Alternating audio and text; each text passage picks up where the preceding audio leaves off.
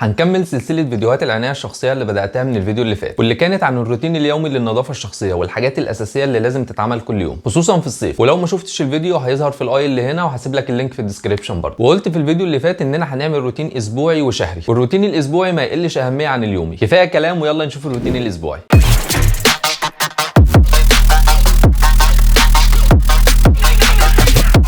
اهلا بيكم اجمد واشك رجاله في الدنيا. معاكم محمد سليم. لو دي اول مره تشوفوا القناه اعملوا سبسكرايب وفعلوا جرس التنبيهات عشان يوصلكم الفيديوهات الجديده. اول حاجه معانا في الروتين الاسبوعي ما ينفعش انك تعديها، عشان هتفرق في شكلك ونظافتك جدا، على الرغم من بساطتها، والموضوع كله مش هياخد معاك 5 دقايق.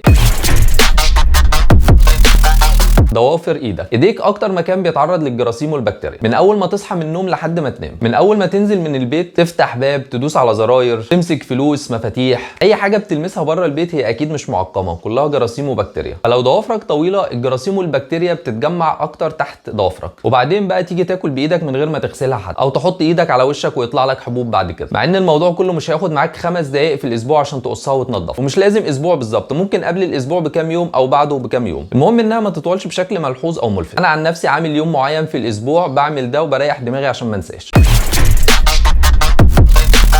تاني حاجه دقنك. ما ينفعش تسيب دقنك او تحلق دقنك وتظبطها مع حلاقه شعرك، لان حلاقه شعرك هتبقى على الاقل مثلا كل 3 اسابيع او شهر، فما ينفعش تخلي دقنك تقعد الفتره دي كلها. لازم برضو تعمل لها يوم معين في الاسبوع، لو مش هتحلقها يبقى على الاقل تقصرها شويه وتحددها. انت عملت فيديو مخصوص عن حلاقه الدقن وتظبيط الدقن، هسيب لكم اللينك بتاعه في الديسكريبشن.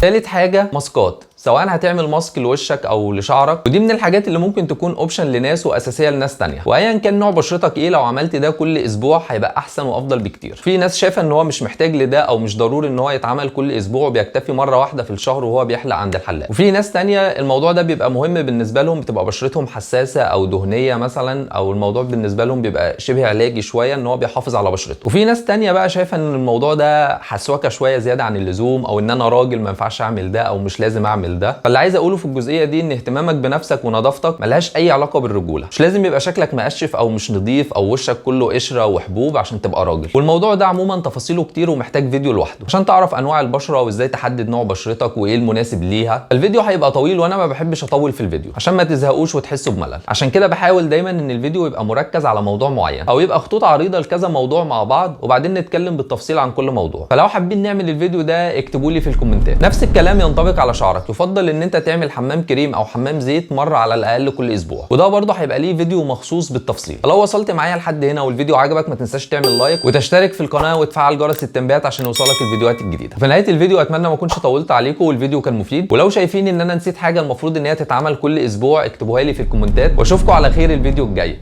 سلام.